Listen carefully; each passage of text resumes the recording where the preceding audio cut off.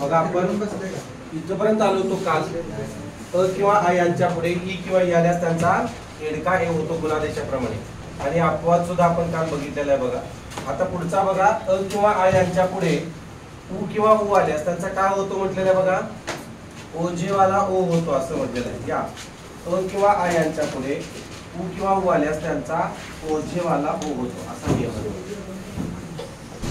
ओझेवाला ओ होतो.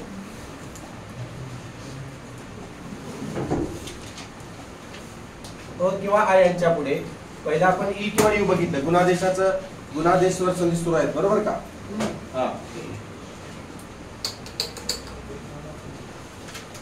अ किंवा आ यांच्या पुढे उ किंवा उ आल्यास त्यांचा गुणादेशाप्रमाणे ओझेवाला ओ होतो. उदाहरणार्थ पहिलं काय बघा, सूर्य अधिक उदय असं आहे बघा. सूर्य अधिक उदय. घ्या सूर्य अधिक उदय. आता बघा सूर्य अधिक उदय. सूर्य सला दुसरा उकार का मी पहिल्या दिवशी सांगितले तुम्हाला जेव्हा संधी सुरू केलं तेव्हा की र किंवा रफाराच्या अलीकडील अक्षर काय असते, ऱ्हस्व असते बरोबर का. इथं अंतिम ध्वनी काय सांगा, इथं अंतिम ध्वनी काय सांगा, अ. इथे कोण आहे बघा, उ आहे, ऱ्हस्व उ आहे. दोन सजाती आहेत का विजाती आहेत, विजाती आहेत बरोबर आहे का. म्हणजे हा विजाती किंवा गुणादेश स्वर संधी आहे. अ किंवा आ पैकी कोण आले बघा, अ आलेले आहे. उ किंवा उ पैकी कोण आलेले बघा, उ आलेले आहे. तर त्यांचा गुणादेशाप्रमाणे कोण होणार, ओझेवाला ओ होणार बरोबर का. यातलं कोण निघून गेलं, उ निघून गेला. सूर्य मधला अ निघून गेला. सूर्य अर्धा पडला बघा म्हणजे हल स्वरूपात आला. यातलं अ निघून गेलेला आहे बरोबर का. आणि आदित्यच्या पलीकडे काय राहिलेला आहे, दय राहिलेला आहे. आता ओझेवाला ओ म्हणजे किती काने किती मात्रे, एक काना एक मात्रा. कोणाला द्यायचा तो, यला. म्हणजे कसं होणार, सूर्यो एक काना, यला एक काना एक मात्रा. रफार त्याच्या डोक्यावर आहे तसा द्यायचा आणि पुढे दय द्यायचं. सूर्य अधिक उदय सूर्योदय असं झालं बघा. समजलं. पुन्हा सांगू का, ज्यांना हवाय त्याने हातवर करा. पुन्हा सांगावा. ठीक आहे पुन्हा सांगतो बघा.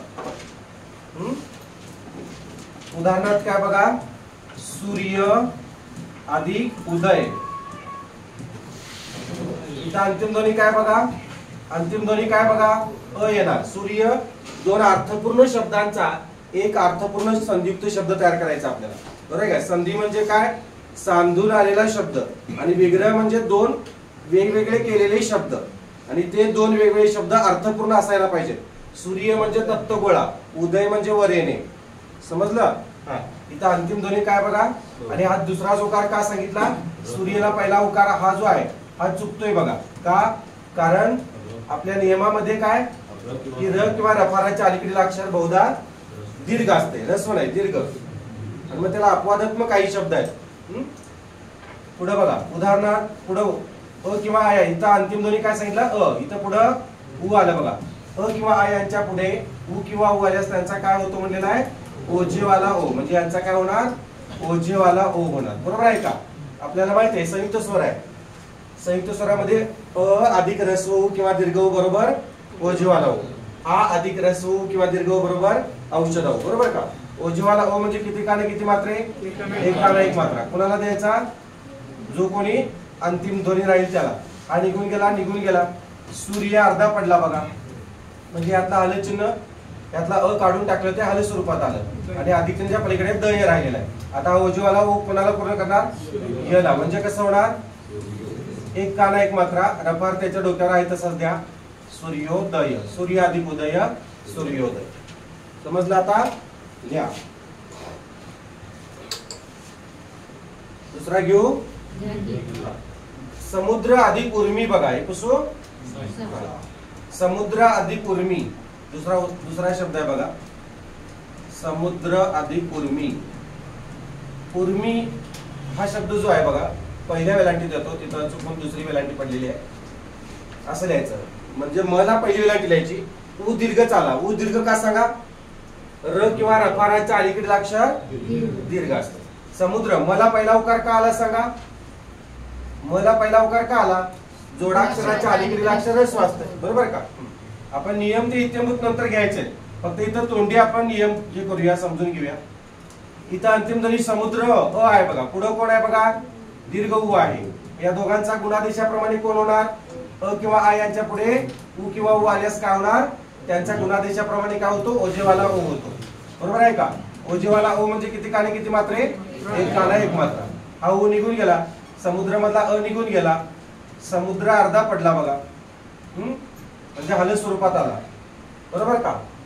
हा, आणि आधी चिन्हाच्या पलीकडे कोण आहे बघा, मी आहे. आता ओजेवाला ओ कोणाला पूर्ण करणार, मला. समुद्र द ला एक काना, द्र ला एक काना एक मात्रा. रफार त्याच्या डोक्यावर द्यायचा का, नाही देणार का, कारण म च्या डोक्यावर रफार आहे, तो आहे तसंच लिहायचा. समुद्र उर्मी. उर्मी म्हणजे काय सांगितलं मी काल, प्रवाह, लहर, तरंग, लाट, प्रवाह. बरोबर आहे. म्हणजे समुद्राचा प्रवाह, समुद्राची लाट, समुद्राचा तरंग, समुद्राची लहर. बरोबर आहे ना. झालं नाही. आता पुढचा बघा, धारा अधिक उष्ण. हे पुन्हा सांगायची गरज आहे का, नाही. कुसुम. ठीक आहे. पुढचं घ्या, धारा अधिक उष्ण. धारा म्हणजे सारा. धारा म्हणजे काय, सारा, कर. आपण इंग्लिश मध्ये त्याला टॅक्स म्हणतो बघा. कायम धारा पद्धत होती का इतिहासामध्ये आहे बघा. हा, तर धारा, सारा किंवा कर, पट्टी असं त्याला समानार्थी शब्द आहे. धारा अधिक उष्ण. उष्ण शब्दामधला उ ऱ्हस्व काय आला बघा, सांगा. जोडाक्षराच्या अलीकडील अक्षर ऱ्हस्व आहे. बरोबर आहे. चला आता अंतिम ध्वनी काढा यातला. अंतिम ध्वनी काय बघा, आ, अ आहे का, आ आहे. इथं काय, उ आहे. अ किंवा आ यांच्या पुढे उ किंवा उ आल्यास त्यांचा काय होतो म्हणलेला आहे, ओजेवाला ओ होतो. बरोबर आहे का. तसं पाहायला गेलं तर या दोघांना एकत्र आणलं तर काय होते, या दोघांना जर आपण एकत्र आणलं तर औषध होते. बरोबर आहे का. म्हणजे संयुक्त स्वरामध्ये अ अधिक ऱ्हस्व उ किंवा दीर्घ उ बरोबर ओजेवाला ओ होतो. बरोबर आहे का. आणि आ अधिक ऱ्हस्व उ किंवा दीर्घ उ बरोबर काय होतो, औषध होतो. बरोबर ना. हा, पण इथं नियम काय सांगतोय, अ किंवा आ पैकी कोणी येऊ दे आणि पुढे उ किंवा उ कोणी येऊ दे, त्याचा ओजेवाला ओच होणार गुणादेशाप्रमाणे. मग तुम्ही म्हणाल सर औषध का होत नाही, तर औषध हा गुणादेशाचा नाही आहे किंवा विजाती. गुणादेशाचं दुसरं नाव बघा तुम्ही लिहिलं असेल, विजातीय नाही आहे तो, तर तो आहे वृद्ध्यादेशामध्ये. हा गुणादेश आहे, वृद्ध्यादेश पुढचा नियम आहे तो. समजते का. इथं काय सांगितलंय, इथं अ किंवा आ कोणी येऊ दे, पुढे उ किंवा उ कोणी येऊ दे, त्यांचा ओजेवाला ओच येणार. नियम पाळा, अपघात टाळा. जो नियम आहे तोच आपण फॉलो करायचा. समजलं का. नाहीतर इथं औषधाव कराल, औषधाव केलं तर सगळं उलट होते बघा. अ किंवा आ यांच्या पुढे उ किंवा उ आल्यास त्यांचा ओजेवाला ओ होतो. ओजेवाला ओ म्हणजे एकाला एक मात्रा. उ निघून गेला, धारामधला आ निघून गेला, धार अर्धी पडली म्हणजे र अर्धा पडला. बरोबर का. यातला आ काढून टाकलं, त्या हल स्वरूपात राहिलं. आणि अधिक चिन्हाच्या पलीकडे कोण राहिले, श्न. आता ओजेवाला कोणाला पूर्ण करणार, र ला. धारो श्न. बरोबर आहे का. र ला एक काना एक मात्रा दिला का, आणि पुढे श्न करून टाकायचं, धारोष्ण. धारोष्ण म्हणजे आकडी दूध, म्हणजे गरम दूध काढल्या काढल्या पैलवान लोक पितात बघा.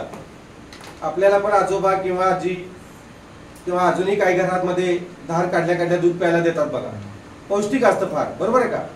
तापवल्यावर त्याच्यात जे घटक मरतात वगैरे म्हणतात म्हणून डायरेक्ट प्यायला देतात बघा. काही वेळेला कच्ची अंडी पण खायला सांगतात, उकडून किंवा तळून हे करण्यापेक्षा. धारोष्ण म्हणजे समजलं. हा, शाहू महाराजांनी ही पद्धत, धारोष्ण पद्धत सुरू केली.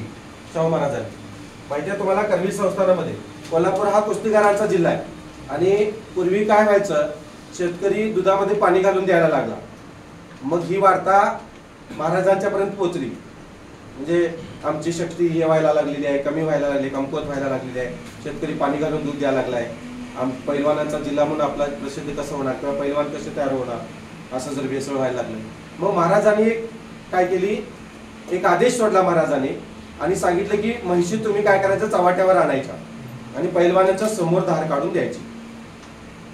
तुम्हाला कोल्हापूरमध्ये फिरायला गेल्यानंतर बघा, चौका चौकात म्हशी दिसतील तुम्हाला. म्हणजे तिथंच धार काढून डायरेक्ट काय केलं जाते, त्या पैलवानांना दिलं जाते बघा. कोण किटली घेऊन येते, कोण तांब्या घेऊन येते, बघितलं असेल तुम्ही. तिकटी मिरजकर तिकटी वगैरे असेल तर बघा डायरेक्ट म्हशी असतात, त्यांनी तो गवळी असतो किंवा तो शेतकरी असतो, डायरेक्ट दूध काढून समोरासमोर देतो. बरोबर आहे का? ही पद्धत जी आहे ती शाहू महाराजांनी सुरू केली. समजलं का? तिला धारोष्ण पद्धत म्हणतात. कुठली? धारोष्ण पद्धत. चला पुढं जाऊ दे. पुढं बघा, सह अधिक उदर. सह अधिक उदर. सह अधिक उदर म्हणजे काय येणार सांगा? तोंडी सांगा. इथं अंतिम ध्वनी काय ना? काय बघा? अ. इथं काय बघा?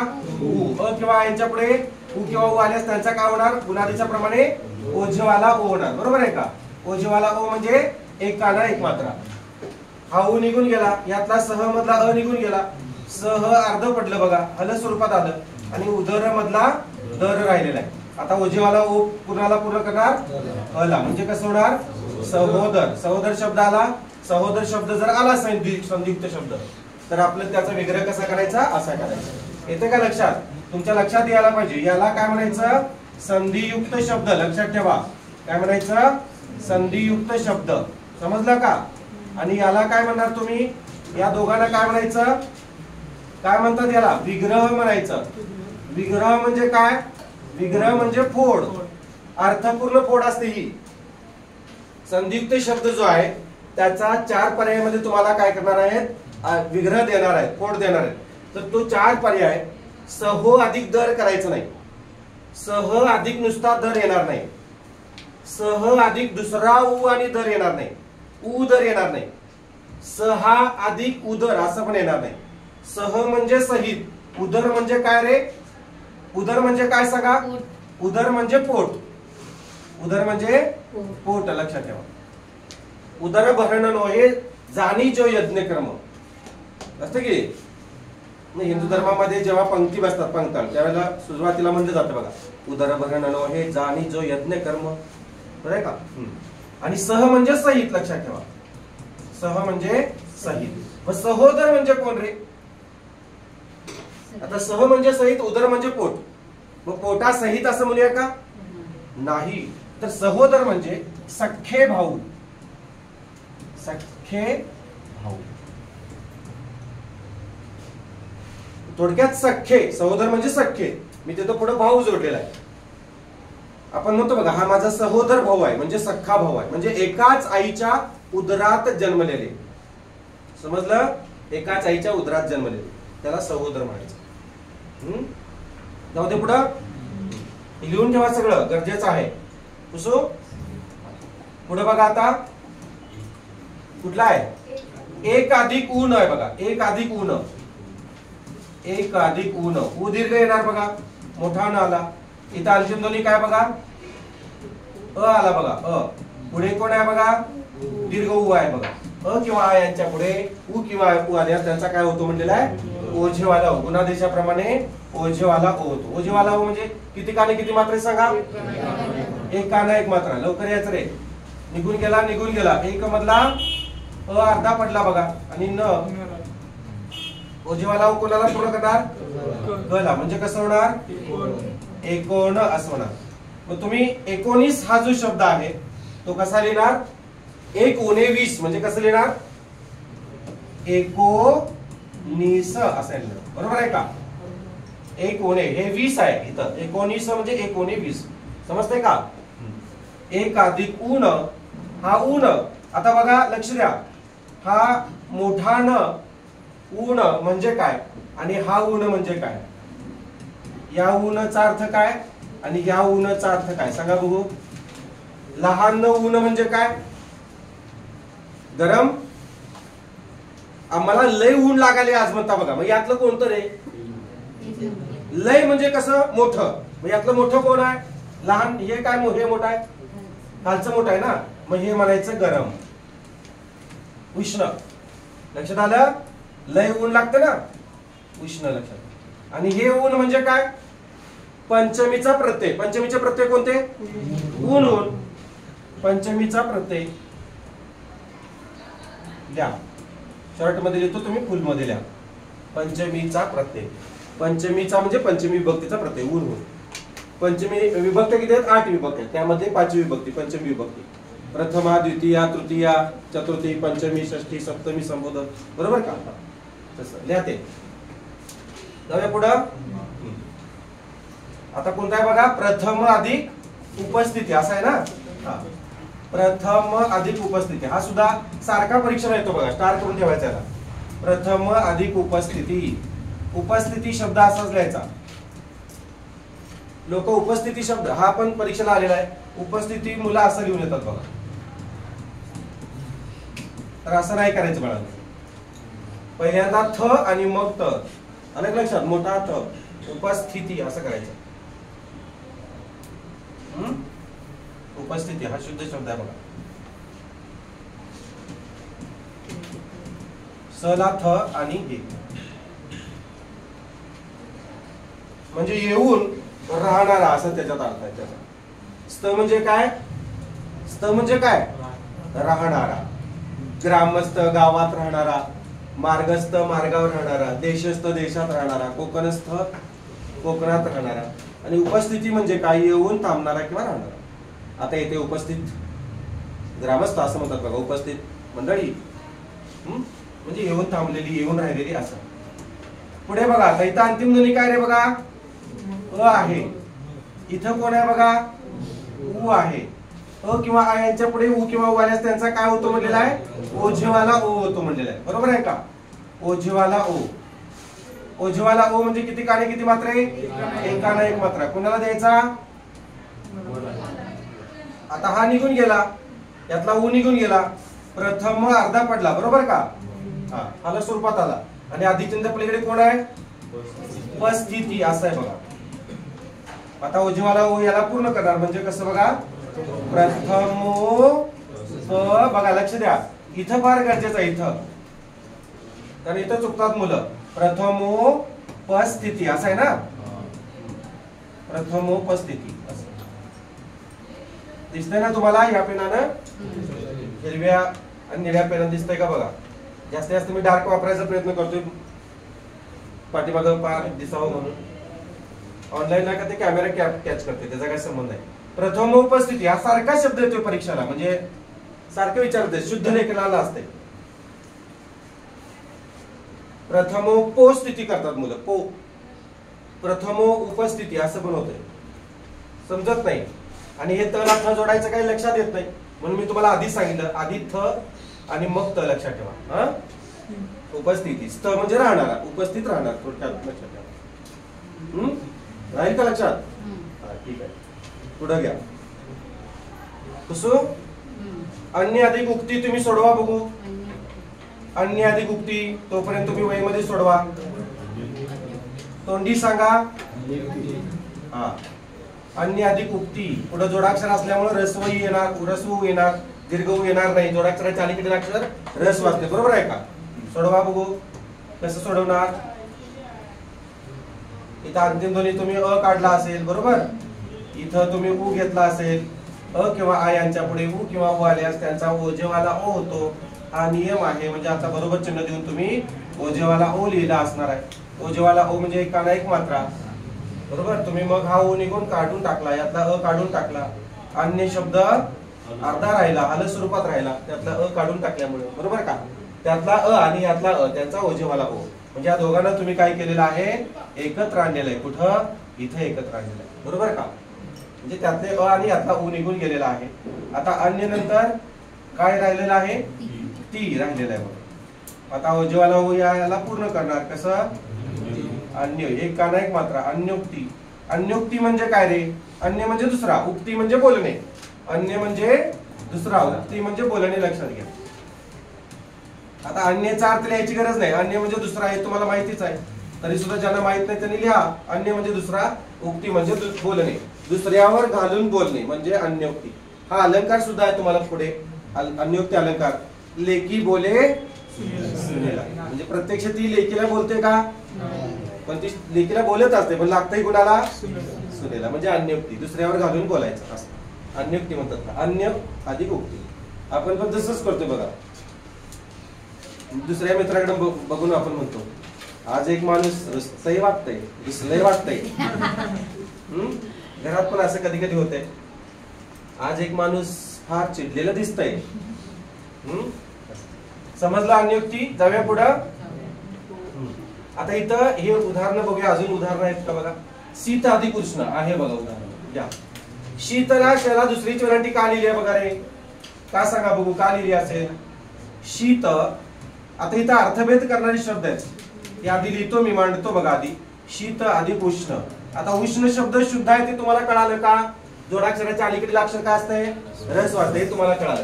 पण शीतला शला दुसरी वेलांटी का आणि शला पहिली वेलांटी का आहे, म्हणजे त्याचा अर्थ काय होतो हे आपण आधी लिहून घेऊया. बघा सांगा मला, शीत पहिली वेलांटी शीत म्हणजे काय आणि दुसरी वेलांटी शीत म्हणजे काय? हे अर्थभेद करणारे शब्द आहेत बाळांनो. अर्थभेद करणारे म्हणजे काय रे?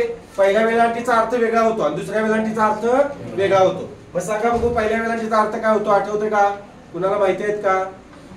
एक तरी अर्थ सांगा. आता मला सांगा, आपण जे म्हणतो शीत, शांत, शीतल, थंड, मग यातलं कुठलं असेल? पहिली वेलांटी असेल का दुसरी? पहिली वेलांटी म्हणजे थंड आणि दुसरी वेलांटी म्हणजे गरम. दुसरी म्हणजे थंड आणि पहिली म्हणजे गरम. पहिली वेलांटी शीत म्हणजे बघा अन्नाचा कण. काय म्हणायचं? अन्नाचा कण. इथं लहान न येते, मोठा न द्याल. अण्णा मोठा भाऊ त्याचा कण म्हणाल. आणि इथं हे शीत म्हणजे काय रे? थंड. लक्षात. शीतल नावाचा शब्द असतो बघा. शीतल आहे का? तर तो शीतल असा यायला पाहिजे शुद्ध शब्द. शीतल लिहितो कसा? लिहिते कशी? पहिली वेलांटी लिहिते म्हणजे ती काय आहे? थंड आहे ती. भाताचा कण अन्नाचा कण असते. हे असंच लिहितात बघा. माहित नसते बाळांनो. Half knowledge very danger. अधुरं नॉलेज फार घातक असतं, त्यामुळं हे असं लिहिलं जाते. पण तुम्ही त्यांना सांगा की असं लिहायचं आहे. सांगा. ठीक आहे. तुझी मैत्रीण आहे का? कोण मित्र आहे का? हे दोघांना पण चालते बघा. पुरुषाला पण चालते आणि स्त्रीला पण चालते. हा म्हणजे मला माहित नव्हतं. आमच्या गावामध्ये शीतल ही लहान म्हणजे मुलगीच होती आणि मी ऐकलं होतं सगळीकडे मुलगीच. पण एक विद्यार्थ्याचं नाव होतं शीतल. एका विद्यार्थ्याचं. मग मी म्हणलं तुझं नाव शीतल कसं काय ठेवलंय? बरीचशी अशी नाव आहेत. किरण. किरण पण पुरुषाला स्त्रियाला ठेवतात. आणि कुठलं? मृणाल. आणि कुठलं रे? उत्तम, प्रीतम, आणि भास्कर, प्रांजल. निवृत्ती कोणाला लेडीज आहे का? नाहीतर आम्ही प्रॉब्लेम व्हायचा. माझं नाव निवृत्ती कसं काय ठेवलं? म्हणजे पारशात ठेवलं, पाण्यात ठेवलं. कसं काय सुचलं असं होय? आता तुम्हाला सांगतो याची गप्पामध्ये. मला पहिल्या 3 बहिणी आणि त्यानंतर मग मुलगा व्हावा म्हणून चुलत्याने आमच्या पांडुरंगाला नवस केलं पंढरपूरला. चुलता आमचा माळकरी आणि म्हटला की माझ्या भावाला आता मुलगा होऊ दे आणि मग मी त्याचं नाव निवृत्ती ठेवणार. मग मी निवृत्ती झालो म्हणजे मी झालो, माझं नाव निवृत्ती ठेवण्यात आलं. मग पण आता पूर्वी कसं होतं 1-2 वर्षानंतर ऑपरेशन करायची अशी सिस्टीम होती. 1-2 वर्षानंतर किंवा 2-3 वर्षानंतर. का? या बाळाचं काही बरं वाईट झालं तर. मग मी 9 महिन्यानंतर मला पोलिओ झाला. म्हणजे 9 महिने, 1 वर्ष पण नाही, 8-9 महिन्यानंतर झाल्यानंतर मला पोलिओ झाला. आणि पोलिओ झाल्यानंतर चुलत्याला थोडीशी शंका यायला लागली की याच्या पाठीवर दुसरा असावा. कारण हा जर पोलिओ अपंग झाला पुढे भविष्यात तर याच्या पाठीमाग कोणतरी खंबीर साथ म्हणून भाऊ असावा. म्हणून वडिलांना त्याने ऑपरेशन करू दिलं नाही. आईला ऑपरेशन करू दिलं नाही. चुलता म्हटला काय नाही वहिनी, याच्या पाठीवर भाऊच होणार, मुलगाच होणार. वहिनी आई म्हणली अहो 3 मुली आहेत की आणि कुठं सांभाळायची परिस्थिती आपली अशी आहे. नाही नाही, याचं नाव निवृत्ती ठेवायचं आहे आणि निवृत्तीच आहे, पुढचा येणारा ज्ञानेश्वरच आहे. आणि खरंच झालं 5 वर्षानंतर आमचा भाऊ झाला, त्याचं नाव मग ज्ञानेश्वर आहे. अशी ही कथा आहे बघा. म्हणजे माझं नाव चुलत्याने ठेवलेलं आहे. पांडुरंगाचा निश्चिम भक्त चुलता आमचा आणि त्याचंही नाव पांडुरंगाचं आमच्या चुलत्याचं. त्याच्या मुलग्याचं नाव कृष्णा. पांडुरंगाने ठेवलेलं आहे म्हणजे आमच्या चुलत्याने नाव ठेवलेलं आहे. ठीक आहे बघा. अन्नाचा कण थंड.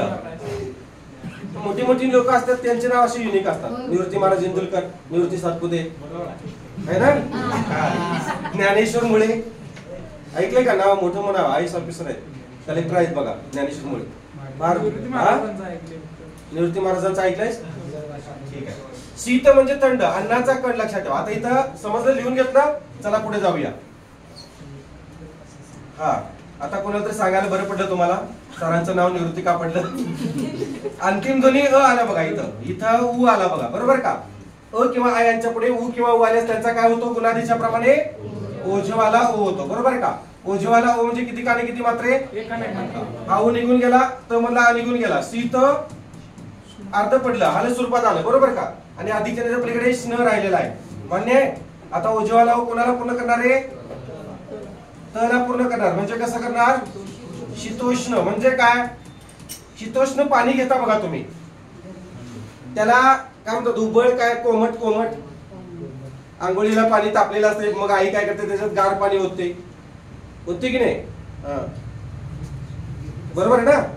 ते म्हणजे कोमट करून देते तुम्हाला आंघोळीला. काय तसं गरम देत्या? आहे असं गरम कुठं कुठं घालतात मध्ये आंघोळ? पाटावर बाहेर, माळावर नाही, पाटावर बाहेर आहे, तिरडीच्या जवळ अखंड पूर्ण गरम पाणी. का माहिती आहे का तुम्हाला? एकदम कडकडीत पाणी, गरम पाणी त्या माणसाच्या अंगावर ओतलं जाते. का माहिती आहे? मृत माणसाच्या बॉडीच्या अंगावर ओतलं जाते. का ओतलं जाते सांगा? कदाचित चुकून गरम पाण्याला भिवून किंवा घाबरून उठलं तर हा, ती प्रथा आहे. म्हणजे पूर्वी दंतकथा आहे की बाबा पूर्वी असं घडलेलं आहे, देवदेवतांच्या मध्ये किंवा दानवांच्या मध्ये असं झालेलं आहे, म्हणून तीच प्रथा रूढ झाली. आणि ते मग गरम पाणी काय करायचं? ओतायचं. चुकून माकून जर समजा असंच कोम्यात गेलेलं असेल आणि याने दंगा करून जर त्याची तिरडी बांधली असेल तर ते गरम पाण्याने उठावं म्हणून तसं केलेलं. अशी बरीच वेळा घटना घडलेली आहे बघा. परवा इथं बावड्यात पण झालं, तुम्हाला माहित असेल. खड्ड्यात गेली गाडी आणि मग त्यांचा श्वास हे चालू झाला, मृत घोषित केलेलं, घरला आणलं, चालू होतं. महाराज होते ते पण, पांडुरंगच नाव होतं बघा. ठीक आहे, चला पुढं. कला अधिक उपासक घ्या. कला अधिक उपासक सोडवा बघू. कला अधिक उपासक काय होणार? डायरेक्ट लिहू? कलोपासक डायरेक्ट लिहू का सोडवून देऊ? डायरेक्ट देऊ. हा, कलोपासक असं होणार बघा. शुद्ध शब्द लक्षात ठेवा.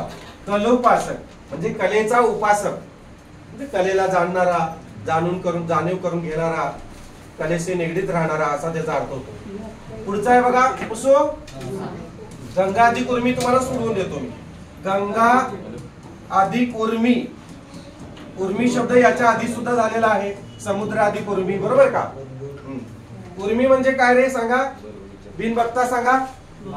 लहर तरंग लाट प्रवाह. उर्मी म्हणजे काय? लहर तरंग लाट प्रवाह. गंगा म्हणजे नदीचं नाव आहे. इथं अंतिम ध्वनी काय बाळांनो सांगा?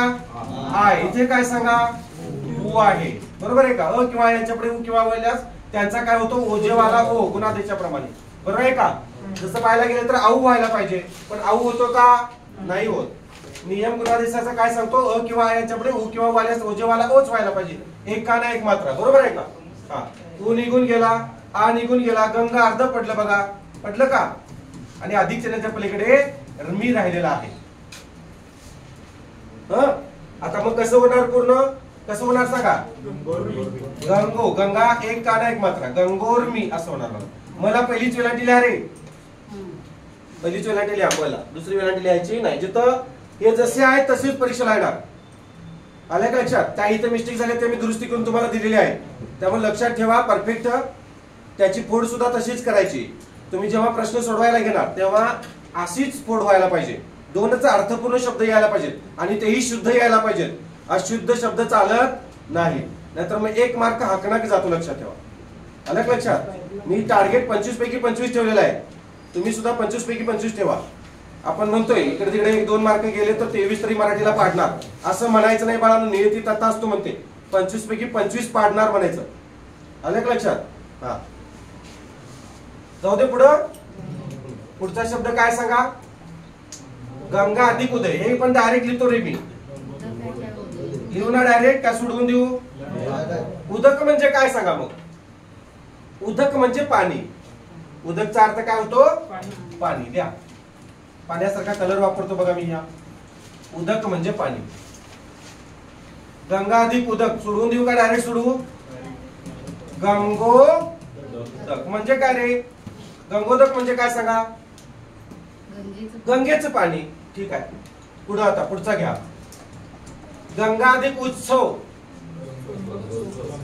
हे पण डायरेक्ट लिहू का? डायरेक्ट लिहू? उत्सव मधला उ ह्रस्व का असं येईल का? असं येईल का? नाही येणार. काय येणार नाही असं? जोडाक्षराच्या अलीकडे अक्षर ह्रस्व आहे, हे चूक आहे. बरोबर का? ठीक आहे. चला मग डायरेक्ट लिहू का? कसं येणार सांगा? तोंडी सांगा. गंगोत्सव असं येणार. तुमचं आलंय का बघा? गंगोत्सव असं येणार. ठीक आहे. पुढचा आहे कुठला आहे बघा? रंभा, स्वर्गातली अप्सरा. रंभा म्हणजे स्वर्गातली अप्सरा. आणि उरू म्हणजे काय? परवा सांगितले. उरू म्हणजे काय? उरू म्हणजे काय? अरे ते गुरु अधिक उरूच्या वेळेला सांगितले की तो कोणतर म्हणला उर लिहायला पाहिजे होता. उरू म्हणजे मांडी. कालचं विसरता तुम्ही आज. मग परीक्षेत काय करणार? परीक्षेत काय करणार? परीक्षेत तर जास्त डिस्टन्स पडणार आहे. उरू म्हणजे मांडी लक्षात ठेवा. उरू म्हणजे काय? मांडी. म्हणजे कसं होणार सांगा? सोडवून देऊ का? इथं अंतिम ध्वनी काय? आ येणार. पुढे कोण आहे बघा? उ आहे बघा. अ किंवा आ यांच्या पुढे उ किंवा उ आल्यास त्यांचा ओझेवाला ओ होतो. ओझेवाला ओ म्हणजे एकाला एक मात्रा. आता काय झालं? रंभा मधला निघून गेला, उरू मधला उ निघून गेला, रंभ अर्ध पडलं. बरोबर का? हलत स्वरूपात आलं ते. आणि अधिक चिन्हाच्या पलीकडे रू राहिलेला आहे. म्हणजे कसं होणार सांगा? कसं होणार? रंभो रू म्हणजे रंभेची मांडी असं लिहा.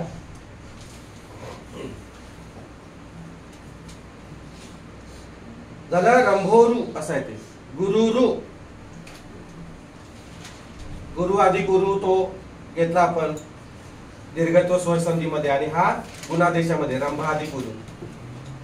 कुसो आता जल अधिक उर्मी बघा. जल अधिक उर्मी. जल म्हणजे काय? पाणी. उर्मी म्हणजे लहर, तरंग, लाट, प्रवाह. बरोबर आहे. चला सोडवून देऊ का? डायरेक्ट लिहू? डायरेक्ट लिहू. कसं होणार? जलोर्मी. ज्यांना सोडवायला पाहिजे त्याने हात वर करा. सोडवून देऊ नको ना? जल अधिक उर्मी जलोर्मी. ठीक आहे.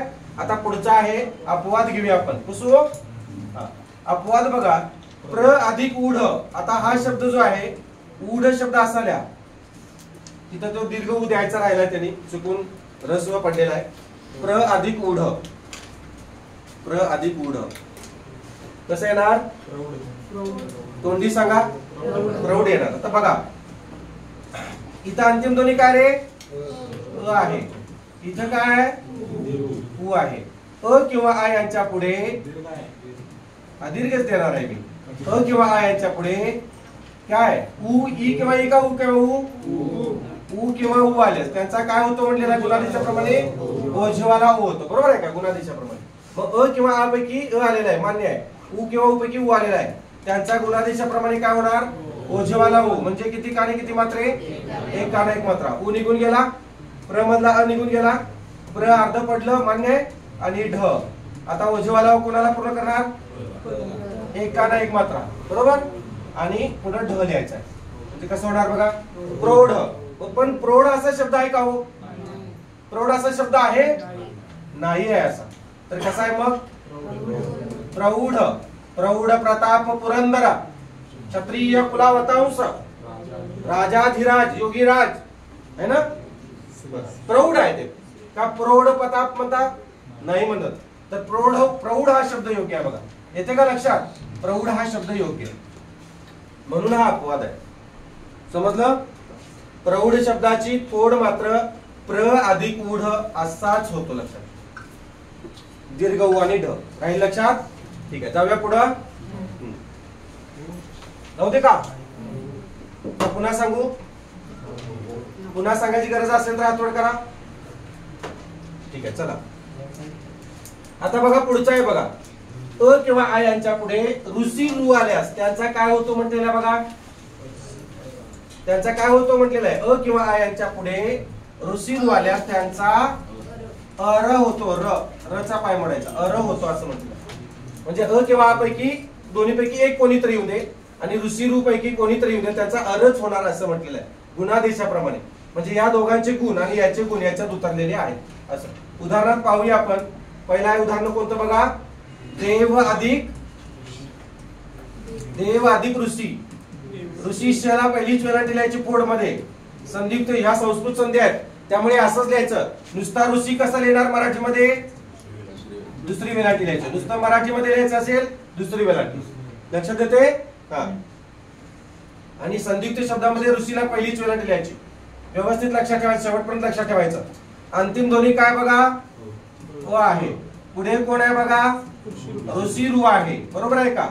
अ किंवा आ यांच्या पुढे ऋषी रु आल्यास त्यांचा काय होतो म्हणले, गुणागरीच्या प्रमाणे अर होतो असं म्हटलेलं आहे बघा. देव मधला अ निघून गेला, ऋषी मधला रु निघून गेला. बरोबर आहे ना? देव अर्धा पडला म्हणजे हल स्वरूपात आला. बघा लक्ष द्या, आधी एक सोडवून देताना सुरुवातीचं बघा, नंतर दुसरं तुम्हाला कळतंय. झालं? अधिकच्या पलीकडे कोण आहे बघा, शी. षटकोनशाने पहिली वेलांटी आहे. बरोबर आहे का? आता हा अर जो आहे तो काय करणार बघा, अ काय करणार, व ला पूर्ण करणार. मान्य आहे का? म्हणजे देव पूर्ण झालं बघा. अ ने कोणाला पूर्ण केलं, व ला. का पूर्ण केलं व ला? कारण व्यंजनांना स्वर पूर्ण करतात. बरोबर आहे का? व्यंजनांना व्यंजन पूर्ण करतात का हो? नाही. व्यंजन ही परवर्ण आहेत. परवर्ण म्हणजे काय, दुसऱ्या वर्णावर अवलंबून असतात. म्हणून ह्या व ला अ ने पूर्ण केलं. आता राहिला र. र काय करतो सांगा, किती ध्वनी चिन्हाच्या मार्फत तो काम करतो, 4. कोण कोणते, रफार, अर्ध तिरपिरेश, अर्धचंद्र आणि काकपद. बरोबर आहे का? आता इथं जो आहे, हा जो र आहे तो या चारीपैकी कोणत्या ध्वनी चिन्हाच्या मार्फत काम करणार आहे, कशाच्या माध्यमातून? तोंडी उच्चार करून बघा. देवर आलं बघा, देवर्षी, देवर्षी. आलं की काय, रफार. हे कसं होणार, हे कसं होणार बघा. आता मी याची फोड करून दाखवतो. देव श्री असं होणार. हो, श्री. आपण हे बघा, हे जे आहे ना, हे स्त्री म्हणतो ना का, श्री असं म्हणतो, स्त्री. तसं स्त्री झालं. हे बरोबर आहे का? चूक आहे. आता हे वापरूया. देव, हा बघा, हे असं रे, कराड, पुर्या, पर्या, पुर्या आहे ना, कराड. म्हणजे देवार असं आहे, नाही होणार. आता हे वापरून बघूया. देव, बघा होईल. ड्रम, राष्ट्र आहे ना, या अशा पद्धतीने होणार आहे का बघा. हे होईल असं नाही होणार. म्हणजे हे असं कधीच होणार नाही. असं होणार नाही, असं होणार नाही, असं होणार नाही. फक्त असंच होणार. देवर्षी, ऋषी, महर्षी, राजर्षी, सप्तर्षी, ऋषी. आलं लक्षात? त्यामुळे असंच होणार बघा. पुसू नको, घ्या मग. आता पुढचा कोणता आहे बघा, महा अधिक ऋषी. बस तुला बघाय नसतं त्याला. आलाय की तो तेव्हा अदृश्य काळशे दिसत राहतो, त्यामध्ये दिसत नाही. कधी आला कधी गेला कळत नाही. मिस्टर इंडियाचं किट आहे त्याच्याकडे, घड्याळ आहे त्याच्याकडे. त्याचा मित्र कुठे आहे, गायब झाला काय, एक्सपायर. गरम पाणी ओतून हे कर की. ठीक आहे, जाऊ दे पुढं. पुसू का? ठीक आहे.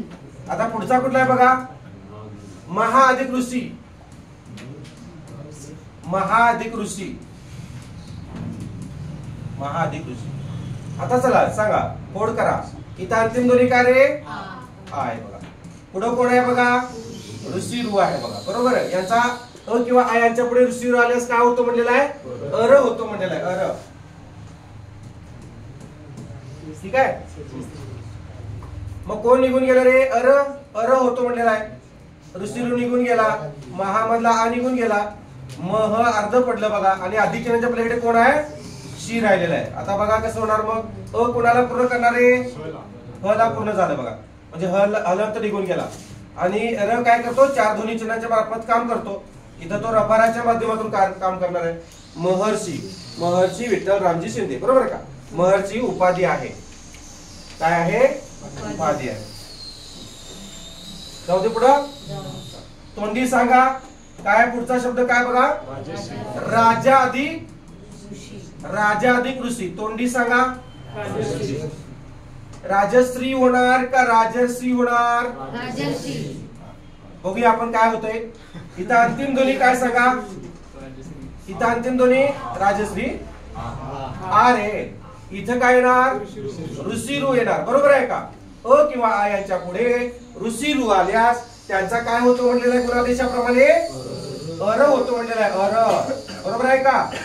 हा यामध्ये एक व्यंजन एक स्वर आहे. आता हा ऋषीरू निघून गेला. यातला राजा मधला आ निघून गेला. राजा हल स्वरूपात आला अर्धा पडला आणि अधिक चिन्हाच्या पलीकडे शी राहिलेला आहे बघा. आता हा अ कुणाला पूर्ण करणार जला. झालं अ पूर्ण झाला. हल चिन्ह निघून गेलं आणि र काय करतो रफाऱ्याच्या माध्यमातून राजर्षी. राजर्षी ही काय रे.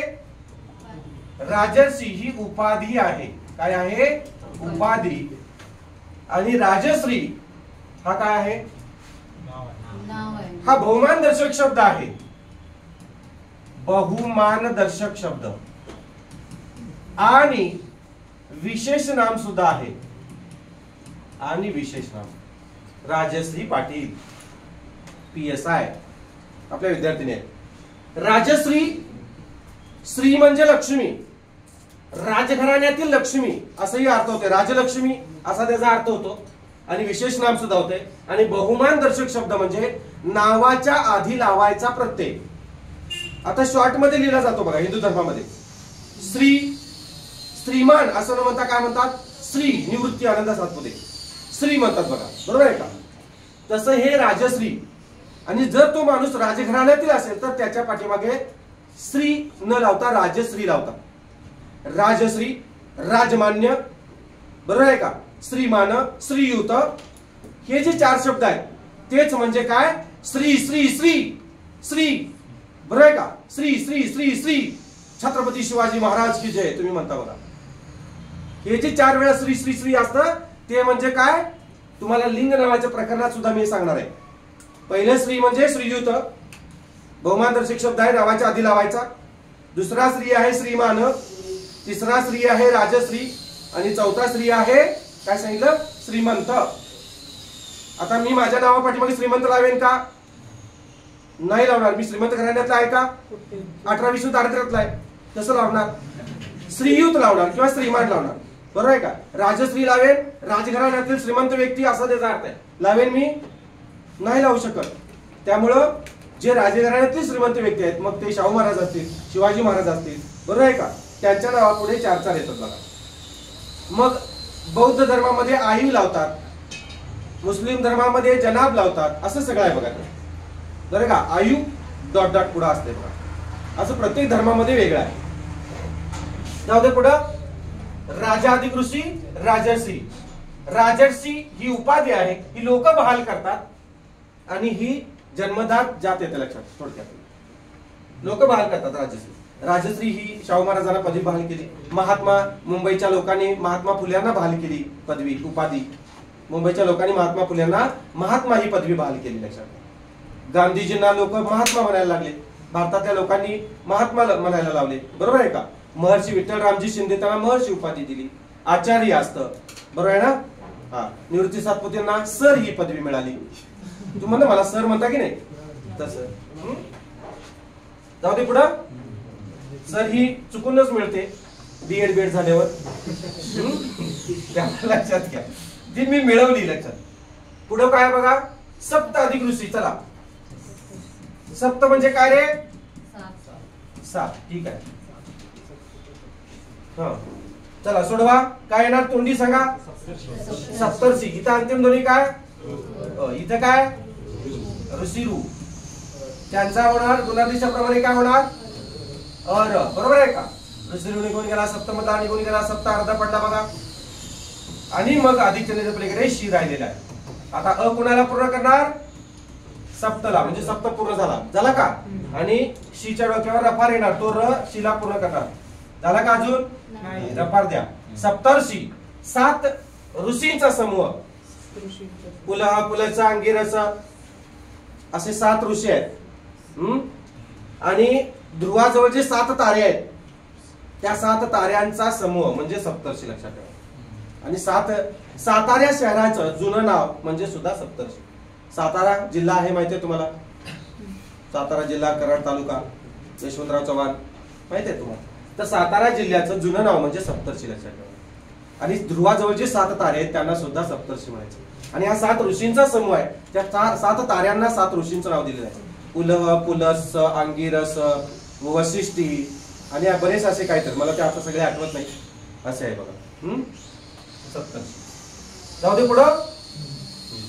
वसंत अधिक काय म्हणते बघा, आधी ब्रह्म अधिक ऋषी घेतो मी.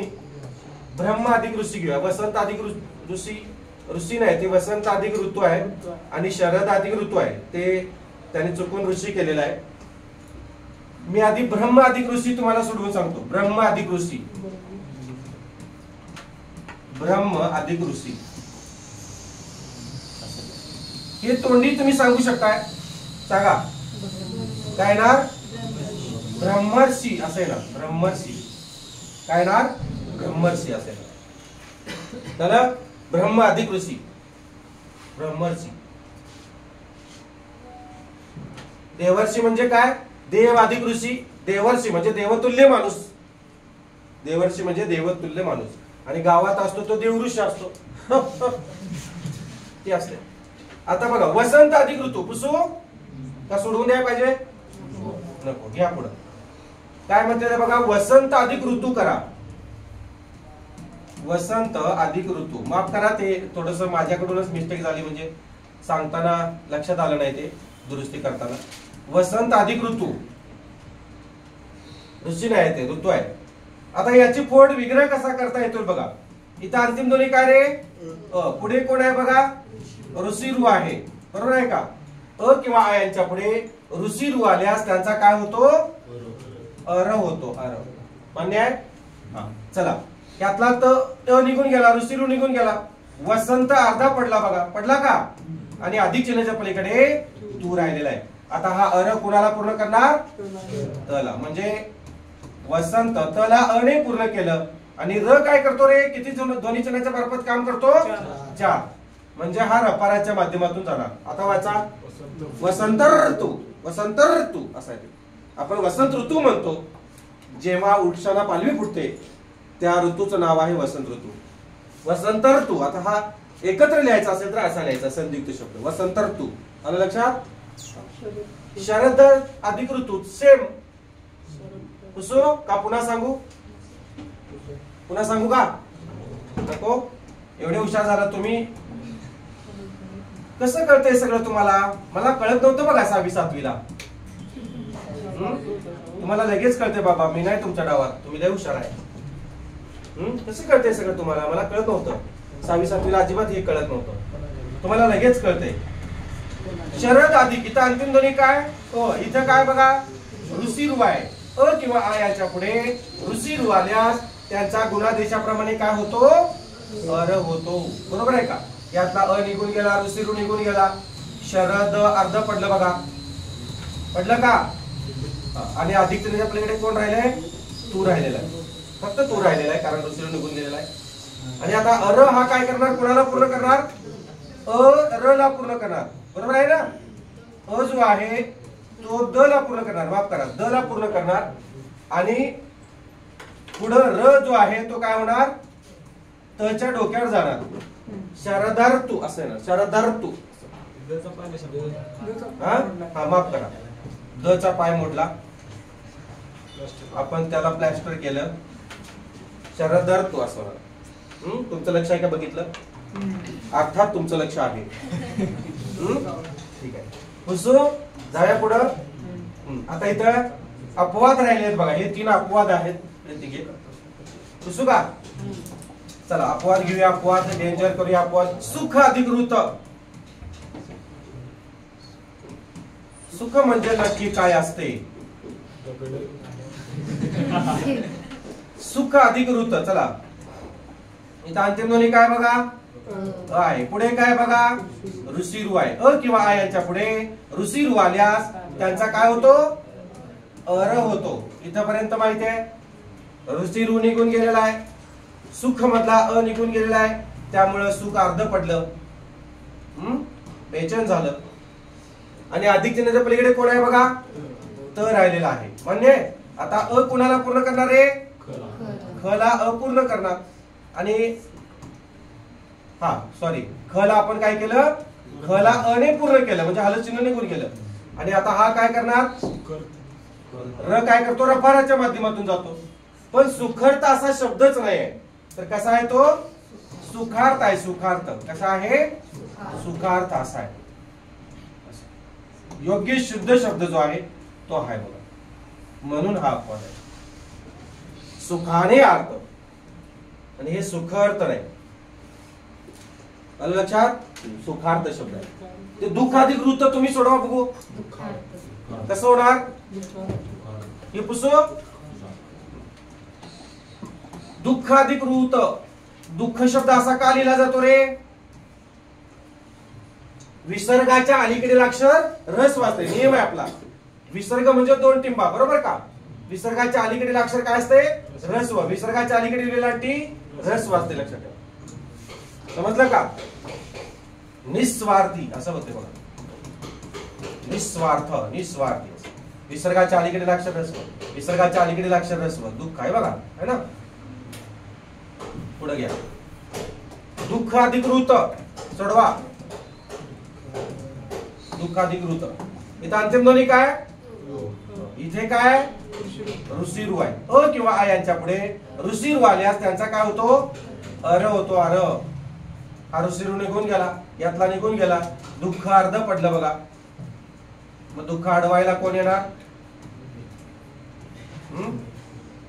आणि त येणार, बरोबर. आता ख ला कोण पूर्ण करणार, कोण पूर्ण करणार, अ.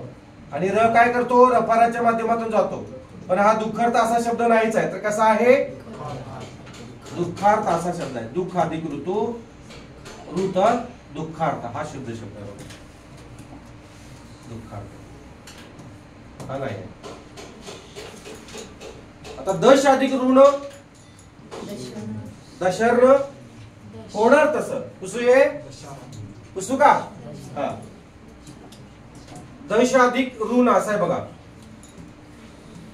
दश अधिक ऋण, दश म्हणजे 10, ऋण म्हणजे कर्ज. कसं होणार. इथं अंतिम ध्वनी काय बघा, इथं अंतिम ध्वनी अ आहे बघा, मान्य आहे. इथं काय बघा, अ किंवा आ यांच्या पुढे ऋषीरू आल्यास त्यांचा काय होतो, अर होतो. बरोबर आहे, गुणादेशा प्रमाणे. इथं आहे बघा, नियम लिहिलेला आहे आपला. कोण निघून गेलं, ऋषीरू निघून गेला. दश मधला अ निघून गेला, दश अर्ध पडलं, बरोबर आहे का. आणि अधिकच्या पलीकडे न राहिलेला आहे. अ कोणाला पूर्ण करणार, शला. दशर्ण आणि र रफाराच्या माध्यमातून जाणार. पण दशर्ण असं नाहीच आहे, तर कसं आहे ते, दशार्ण असा शब्द आहे. शुद्ध शब्द बघा, लिहा. दश अधिक ऋण, दश, दशऋण नाही, दशार्ण असा शब्द आहे. ठीक आहे. त्यात काही शंका आहे का, जाऊ दे पुढचा नियम घेऊया. ठीक आहे, चला. हा पुढचा नियम काय बघा, वृद्ध्या एक झाला. आता 1.1 झाला, गुणादेश झाला. आता कुठला येणार, वृद्ध्यादेश स्वरसंधी. लिहा, वृद्ध्यादेश हेडलाईन टाका आणि लिहा. मी सांगतोय तशी व्याख्या लिहा.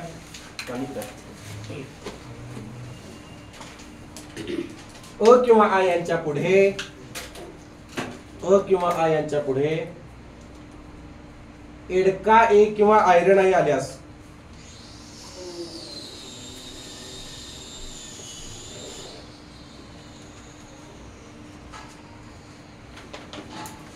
अ किंवा आ यांच्या पुढे एडका ए किंवा आयरन आई आल्यास त्या दोहोंऐवजी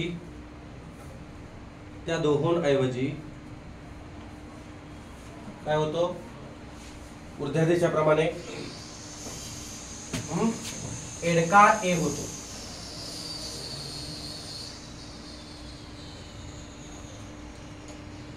होतो एडका ए.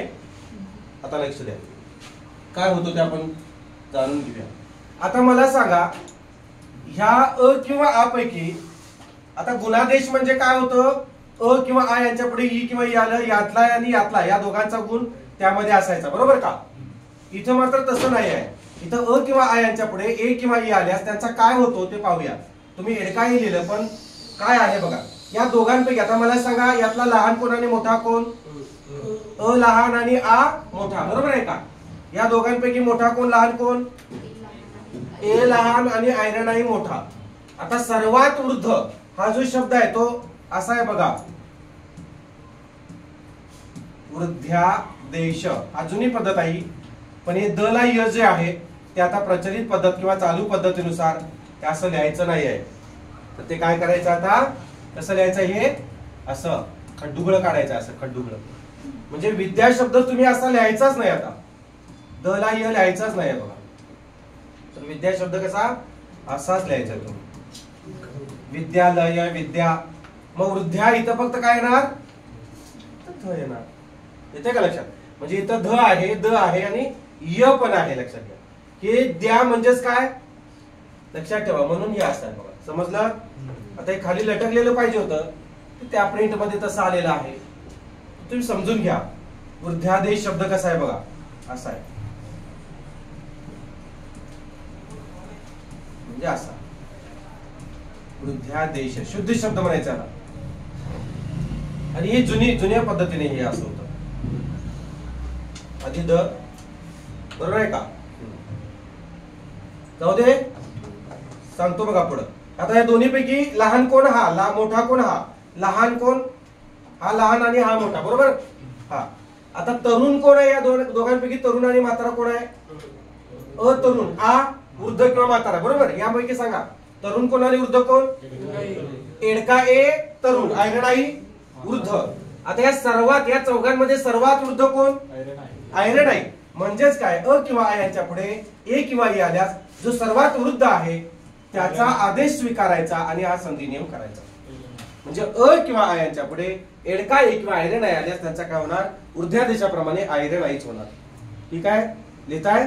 एडका लिहिला असेल तर आयरणाई करा, फक्त वरती हे करायचं. आयरणाई म्हणजे किती काने किती मात्रे, एक काना दोन मात्रे. आता माझ्या एक कानाखाली द्या आणि दोन मात्रे करा, दोन मात्रे, नुसते दोन मात्रे, लक्षात घ्या. आयरणाई म्हणजे नुसते दोन मात्रे, हे नाही आहे. एक काना दोन मात्रे, हे औषधाऊला, बरं आहे का? औषधाऊ मध्ये एक काना दोन मात्रे असं असतं, कारण अ काढून टाकले की काय राहते बघा, एक काना दोन मात्रे राहते, बरोबर आहे का? शिकवले की तुम्हाला हे मी वर्णमाला या प्रकरणात शिकवलेलं आहे. चला, एक अधिक एक उदाहरणार्थ घ्या. चला, एक अधिक एक, इथं अंतिम दोन्ही सांगा. अ आहे बघा, अ किंवा आ यांच्या पुढे इथं कोण आले बघा, एडका ए आलेला आहे. एडका ए किंवा आयरणाई आल्यास त्यांचा काय होतो, आयरणाई होतो. आयरणाई म्हणजे दोन मात्रे, बरोबर. आता हा ए निघून गेला, यातला अ निघून गेला, एक अर्ध पडलं बघा, बरोबर आहे का? आणि अधिक चिन्हाच्या पलीकडे क राहिलेला आहे. आता हा क ला आयरणाई पूर्ण करणार म्हणजे दोन मात्रे, एक काही करे, एक एक नाही, एक एक म्हटले की ते असं होते. मग एक एक हे मराठीमध्ये आहे आणि संस्कृत मध्ये एकैक असं. सर ऑफिस मध्ये एकैक असं होणार बघा, एक अधिक एक एकैक. मला दिसलं फक्त एक अधिक एक एकैक असं आहे. ठीक आहे, जाऊया पुढचं घ्या. मत अधिक ऐक्य,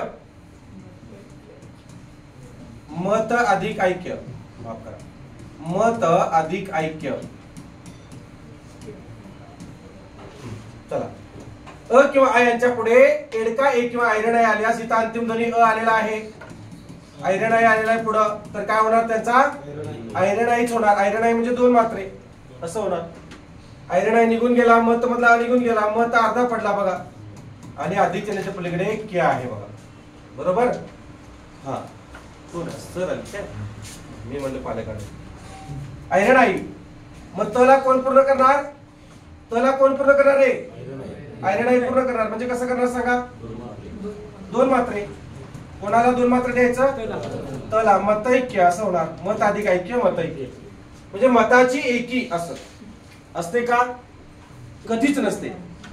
पप्पा एकाला, आई एकाला, भाऊ एकाला, दीदी एकाला मत देते. चार घरात चार मत असतील, चार जण चार मत देत आहे. कोणाला नाराज करायचं नाही, चारीकडून पैसे घेतलेले असतात. मज्जा आहे सगळी, गाव पातळीवर लय असते बघा. त्याने किती दिलेत, 1000 रुपये दिलेत मताला, आमच्याकडून 3000 घ्यायचं, आम्हालाच मत टाकायचं. माणसं लय हुशार. तसं होतंय का? तसं झालं असतं तर लय मजा आली असती. चला जाऊ दे. मत अधिक ऐक्य, मत ऐक्य.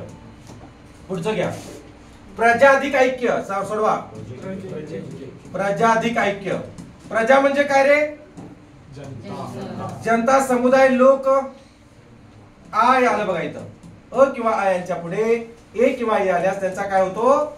वृद्धादेशाप्रमाणे आयरनाईज होतो. आयरनाई म्हणजे किती काने किती मात्रे? 2 मात्रे. लक्षात. आ निघून गेला. प्रजा अर्ध पडलं बघा. आणि क्य. आता आयरनाई याला पूर्ण करणार कोणाला? जला. प्रजाऐक्य म्हणजे प्रजेची एकी. प्रजेची एकी असं. सदा अधिक एव. पुसू. प्रजाऐक्य पुसू का? सदा अधिक एव सांगा. तोंडी सांगा. सदैव. बरोबर आहे. सदा अधिक एवम. आता हे वच्या डोक्यावर अनुस्वार जो आहे तो अनुस्वार देण्याची पद्धत ही फक्त संस्कृत भाषा किंवा संस्कृत शब्दांपुरतीच मर्यादित आहे. मराठीमध्ये आता देण्याची प्रथा बंद झालेली आहे. आणि ती का बंद झाली तुम्हाला मी सांगतो. ही आधी सोडवून घेऊया. तोंडी तुम्ही उत्तर काय दिलं मला सांगा पुन्हा एकदा. सदैव. बरोबर आहे. इथं अंतिम ध्वनी काय? आ. इथे काय बघा?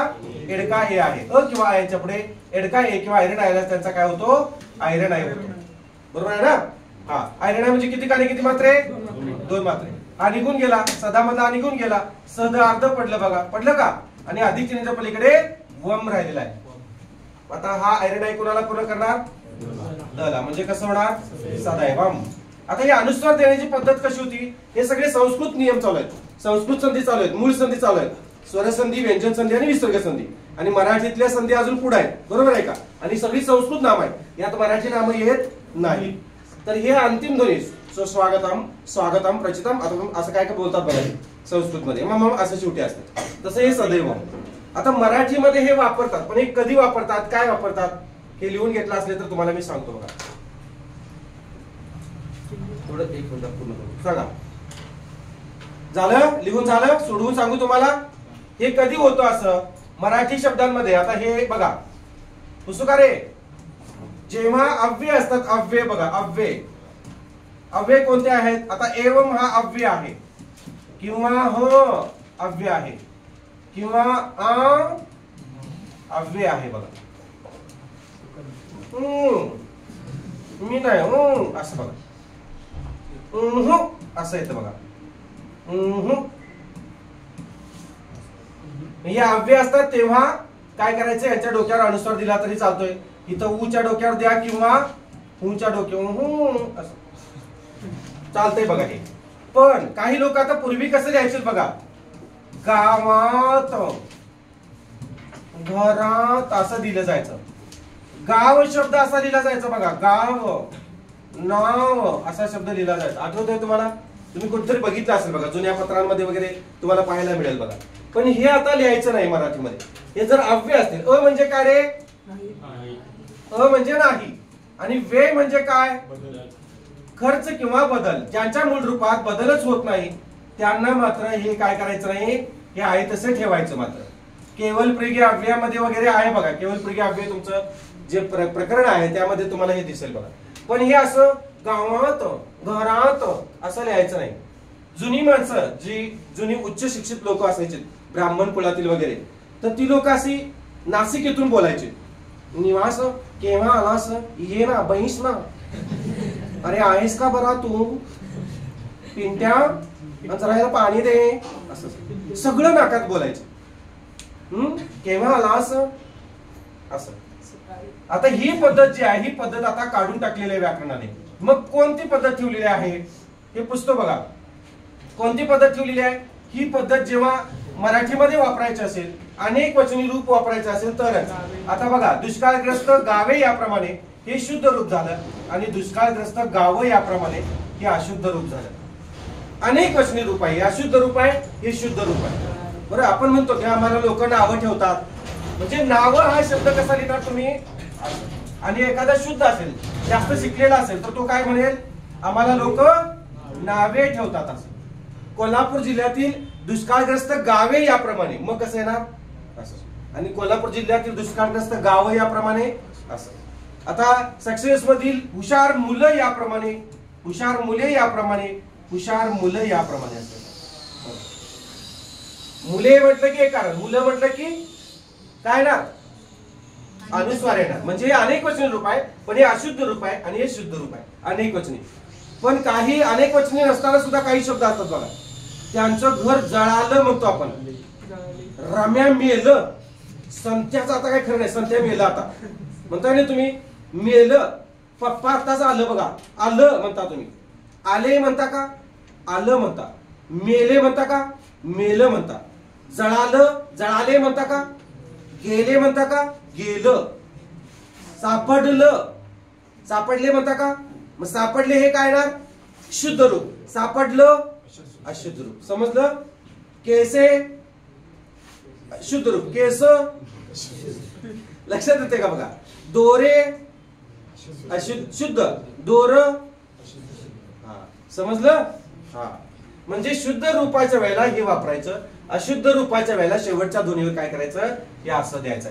अनेक वचनी रूप असेल किंवा मग एक वचनी काही गावठी शब्द आपल्याला वापरायचे असतील तर हे कधी, हे कशासाठी उपयुक्त आहे सांगतो तुम्हाला. जेव्हा तुम्ही इन सर्व्हिस मध्ये क्लेरिकल विभागाला तुमची निवड होते तेव्हा तुम्हाला पत्रव्यवहार करायचा असतो किंवा अहवाल पारित करायचा असतो, काहीतरी अर्ज वगैरे लिहायचे असतात, तेव्हा मात्र हे शुद्ध स्वरूपात लिहायचं.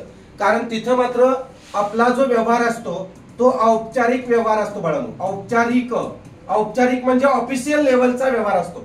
औपचारिक आणि त्याच्या विरुद्धार्थी शब्द आहे अनौपचारिक. औपचारिकच्या विरुद्धार्थी शब्द परीक्षेला आलेला आहे. औपचारिकच्या विरुद्धार्थी शब्द म्हणजे तो गुणुले मारले म्हणून गुणुले करू नका, हे अशुद्ध शब्द आहे. तर तो शब्द कसा होतो, अनौपचारिक असा शब्द होतो. अनौपचारिक, रला पहिली वेलांटी. समजलं का.